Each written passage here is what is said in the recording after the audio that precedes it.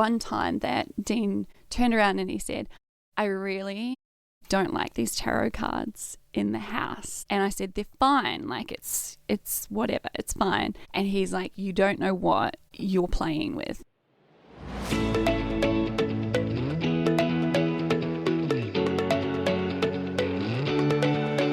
It is the week leading up to Easter, and I am so excited for some very special Everyday Joy episodes this week. I have been having discussions with some friends and family and different people who have walked totally different journeys with God. And so over the next 5 days, we're going to be hearing 5 different stories of different people's journey of coming to know God. They're almost like little testimony episodes, but the focus is one on the cross and on that moment of them giving their lives to Jesus. But also, it's kind of about what was the lead up? What were the questions they were asking? What were the things they were wrestling with?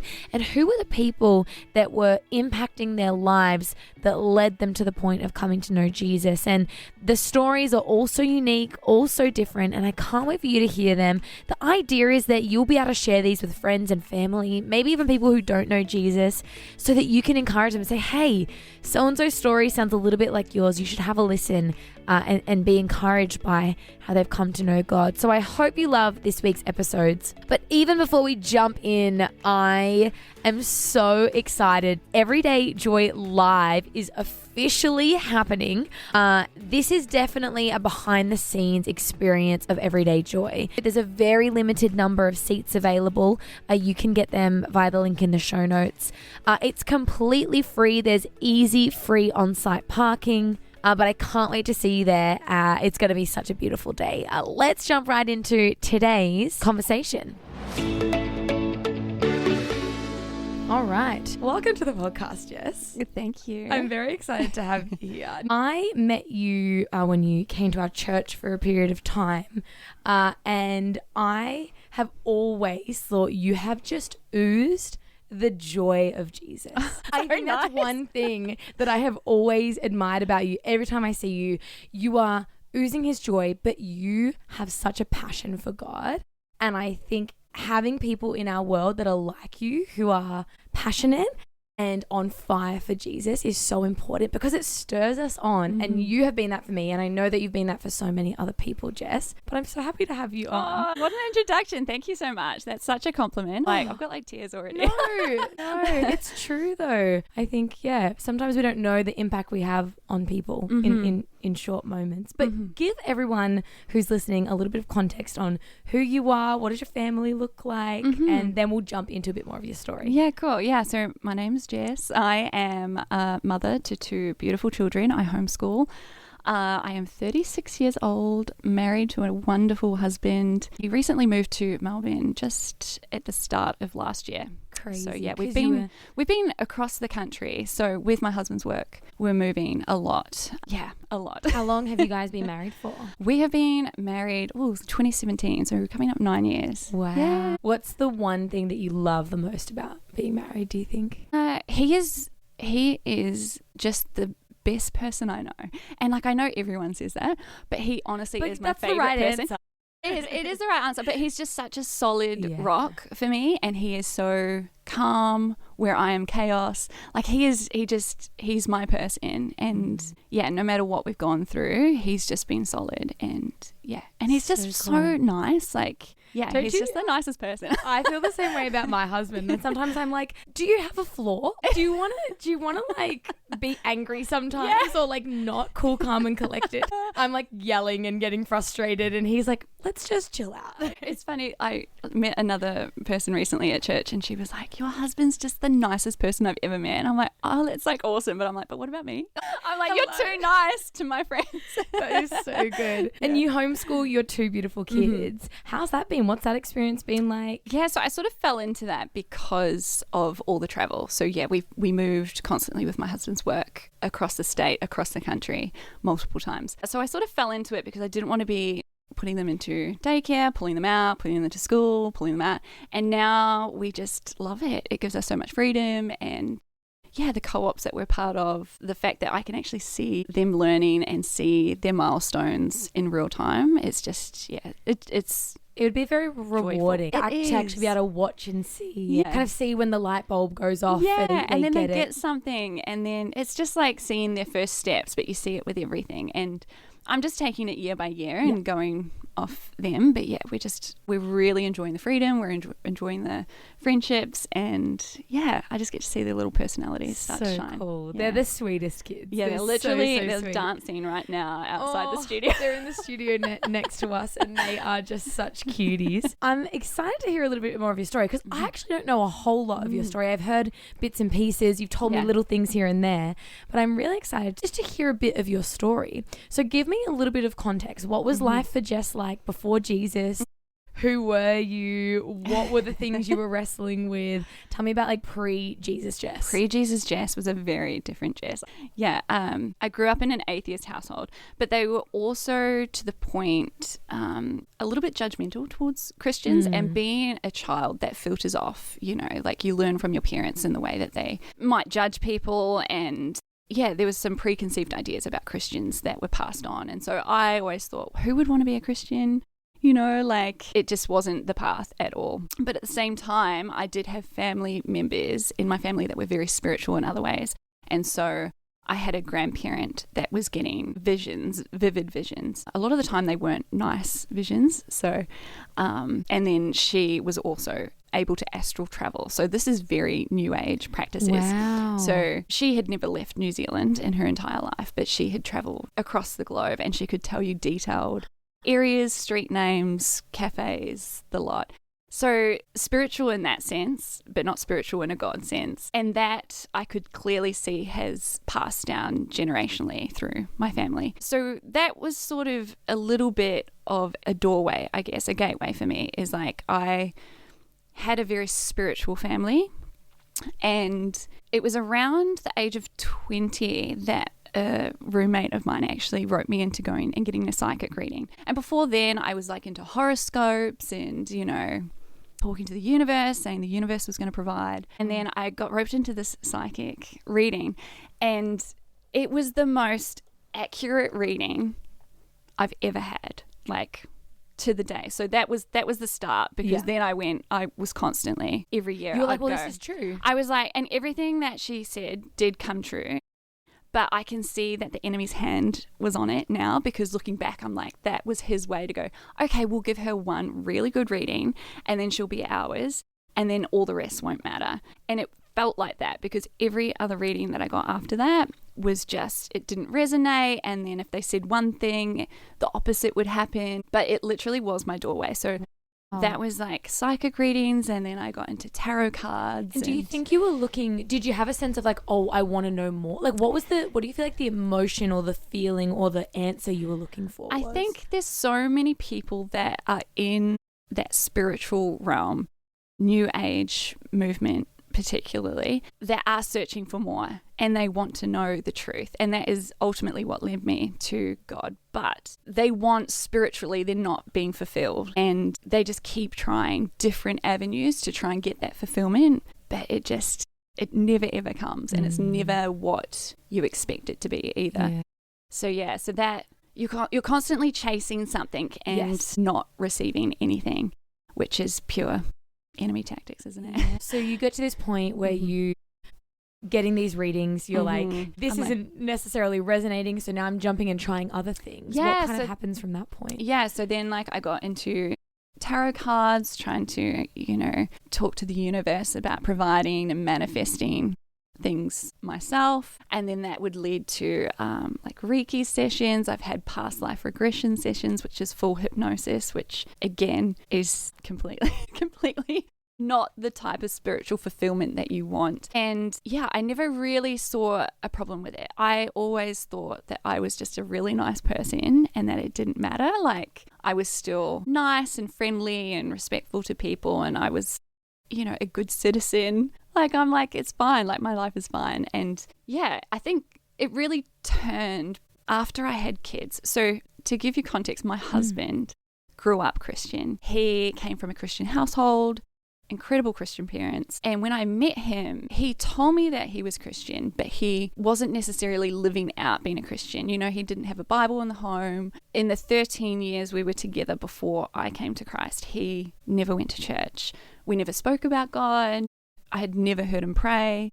So like I was like, oh, he's a Christian, but he's different. Like I just put him in this different box. And there was one point in time, we had one year where my daughter got really, really sick and she was in and out of hospital with asthma. And it was the one time that Dean turned around and he said, I really don't like these tarot cards in the house. And I said, they're fine. Like it's whatever, it's fine. And he's like, you don't know what you're playing with. Like you don't know what you're summoning pretty much. Like you don't know the extent of. So he could obviously sense it and he was praying against it. And I thank God that he was covering our family in that season because he knew he couldn't push me to get to know God because I was and I am still very strong-willed. Yeah, but it just completely changed, I guess, this feeling like we were on completely different pages with our faith and spirituality. So then we were moving. So my husband actually got a 6-week contract in Tasmania and we were like, this is great. We've never been to Tasmania. We'll go 6 weeks, go with the kids, explore. It'll be fun.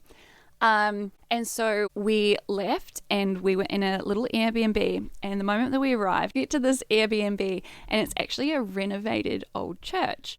And it's got the peaked ceilings, the stained glass windows, and it was just so beautiful. And I was like, oh, this is really nice. Like, this is cozy. And then the following week, I went to the visitor centre in Penguin and I was like, give me all the things we can do around the area. We're only here for 6 weeks, you know, hikes, Cradle Mountain, all the things with the kids. And the first thing that this visitor centre passed me was a piece of paper and it had a list of churches in the area. And I was like, what? Like, this what? could surely not be the best thing you've got. I was like, what is this? This is so random. Anything else? And like, I remember thinking like the old me would have just been like, oh no, thank you. But for some reason I picked up the list of churches along with all the other stuff they gave me. And I brought it back to our little church Airbnb and it just sat on our table for I think a couple of weeks. And then not long after that, I remember taking my dog for a walk out in the morning and I'd see the beautiful sunrise. And then it hit me. It was like a Dropbox thought, get to know God. And I was like, that I've never once ever had that thought in my life. I'm going to ignore it. I'm like, that's not me. Like, and I knew it wasn't me because I was like, I wouldn't have had that thought like that. That is random. And then it would come back, get to know God. And it was like these slow little nudges. And then it was coming so often that I was like, okay, I'm going to have to tell someone. And so I went to my best friend. I didn't go to Dean. I was like, I'm going to my best friend. And she had recently come back to Christ in 2020. And so I knew that I could talk to her and she was like, I'm so excited for you. She's like, have you told Dean? And I was like, no. She's like, you got to tell your husband. And so I went back to our little church home and I remember doing the dishes and I turned to Dean. I was like, oh, I've got something I really want to tell you. And he was like, yeah, okay, cool. And I said, yeah, I keep having these thoughts. And you could see Dean was a bit like, oh, okay, like what's going on here? And I was like, the thought is that I need to get to know God. And my husband's face just shone. Like, it was the most happiest face I've ever seen, and including our wedding day, which is still the best day of my life. His face was so excited and he just said, I'm so happy for you. And then he said, I knew this day would come. And he said, I won't push you, I won't do anything, but I'm so excited for you. And yeah, so then the next day I was like, if I'm going to get to know God, I need to get to know God, like what it is that Christians stand on. So I find myself ordering a Bible on Amazon. And I'm like, I'm going to read this and I'm going to nitpick it and I'm going to pull it apart. And by the end of it, I'm not going to want to know anything about God. Like, he's saying get to know God so that I can read the Bible and reject God. That was what I was thinking. And so it arrives and I start reading and I have questions. A lot of questions. And I'm asking Dean, I'm like, why are people living to 900? Like, you expect me to believe people are living to 900 years old. And then I'm like, this isn't fair about, like, you know, he worked 7 years for her and then he ends up with the older sister, and that's not fair. Like, if God is a loving God, why would he do that? That's not fair. And a lot of these questions I was bringing up, Dean was like, like, this is so good. Like, you're reading your Bible. And he's like, I don't know the answers. He's like, I haven't read the Bible. And he's like, you need to talk to someone. I'm like, well, that's it. We got to go to church. And same thing, we were driving to this church and I said to Dean, we're probably only going to go this once and then we're never going to talk about it again. I love that you were like, just so you know. Just so you know, like, and then we're never talking about this again. And we arrive and I said to Dean, we're sitting right at the back because we need a quick exit in case things get weird. Because I had such a preconceived idea about Christians being judgmental and I don't even know how to explain it. Just the wrong idea of Christians, really. And I think it is because Christians do live their life so differently to a lot of other people. We have God as that anchor for our morals and actions. And so it does. Christians do act differently. So I went in with such a guarded heart and I just remember being so loved on. Like there were about 8 people as soon as we entered the building that just loved on us. And I was like, why is everyone so nice? Like, I don't trust them. I was so skeptical. And then we sat right at the back and that service was 3 people sharing their own testimonies. And one of them just really hit home. And I honestly felt like my heart was cracked open and Jesus was just pouring his love in. And it was like I'd been singled out. Like I was like, nobody in that entire congregation mattered. I was like, I'm the one. Like he's picked me today and that's what's happening to my heart.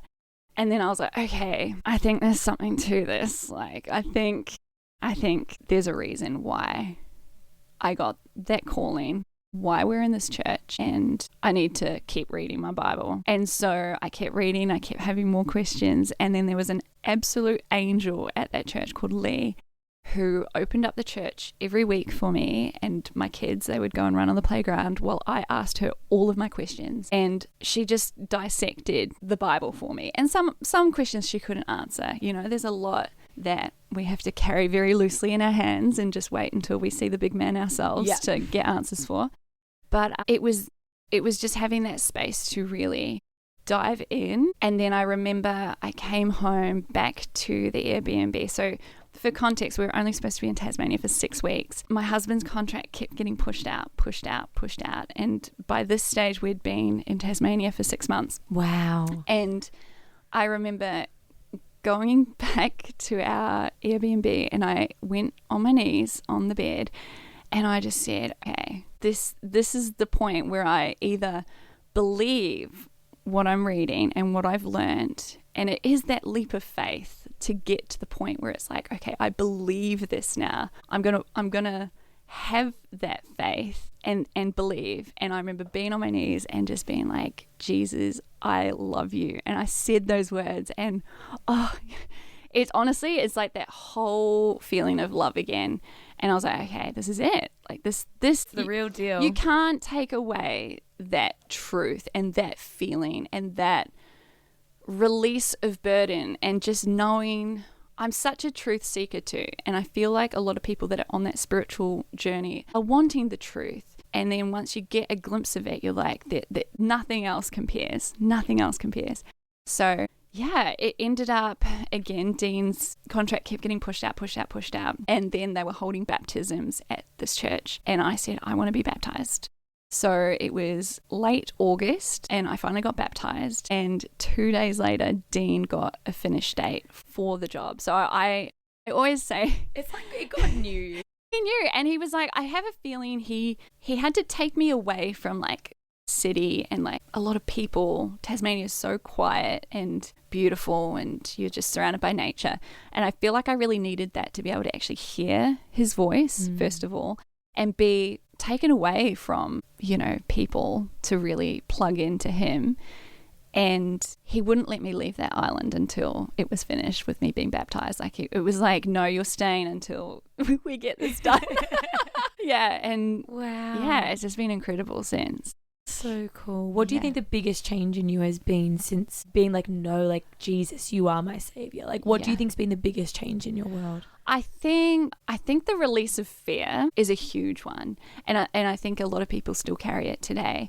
But I just walk in such peace because I just know this life is fleeting and all I'm looking at is eternity. And when you've got that kind of peace, it changes your entire life. You know, like even especially with kids, young children, bringing up young children, all the things happening in the world. I just have this peace. I'm like, Lord, these children were yours first. You placed them in my womb. Like, yeah, I've just got peace, complete peace. Wow. And that, you know, fear is gone. It's like the most repeated phrase in the Bible is do not fear. So yeah, that and I feel like solidifying the family. So now that obviously my husband and I are on the same page faith-wise, I just feel like our entire family dynamic changed. Like we are so solid. Not that we weren't solid before, but just this whole new element of just having this beautiful family under God's grace. Yeah. Man, that is incredible. Like I got a bit like emotional a few times when you were talking, because I think like once you've experienced the love of God, and like I'll probably cry if I talk about it, but when you know the love of God and you've encountered his love and you know that there is nothing you can do, that there is nothing that can separate us from him. I get this sense of like awe and gratitude for God, because I go, how on earth could you have done all of this for me, for you? And I think that, you know, hearing your story, I think one of the things I loved is how curious you were and asking questions. And you were saying to me when we were off mic that you're now leading groups and you're encouraging people who are maybe atheist right now.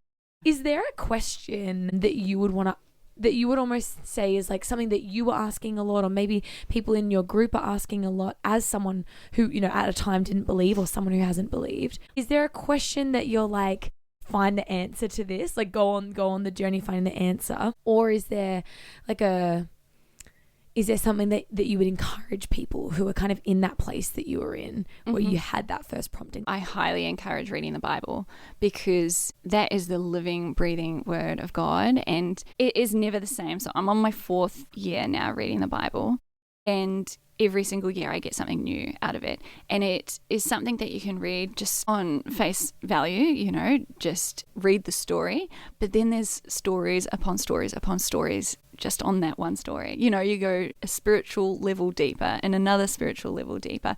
And I just encourage everyone to read the Bible and actually get to know God and how gracious he is too. Like he meets us where we're at. He is so forgiving.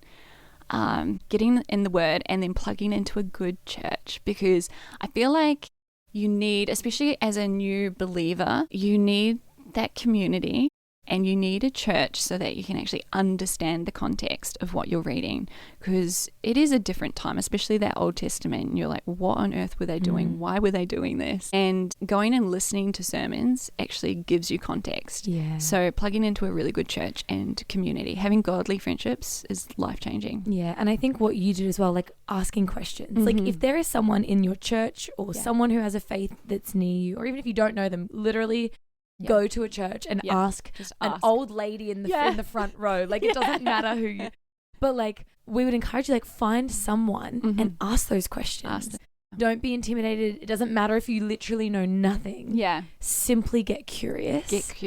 And pick it apart. Like I encourage people with this Bible study, I just say like put everything in there. There's no wrong question. There's no silly question. They're all valid, because it is like a really big concept, I guess, for a new believer to come around and put your faith into. You know, you're learning of these things of like Noah and Ark and like the flooding of the world, and you're like, really?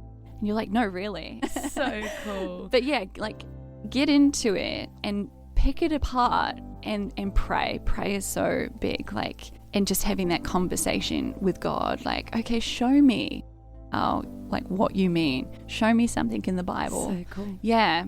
Love it. It's really cool. Yeah. Thank you so much for coming on. I loved hearing your story, and I know it's going to encourage so many people. I'm so proud of you, and I think this is the beginning of some cool things for you. Yeah, I know so. God's always got a plan. Can't wait to chat to you soon. Thank you so much for tuning in to today's episode of the podcast. I hope that it encouraged you, that it's helped you through, and that it helps to challenge you through the season of life that you're facing, uplift you if you're feeling down. And most of all, I pray that you're able to draw closer and closer to God. I'm so excited to keep diving into the Word of God with you. I pray you're able to find moments of joy.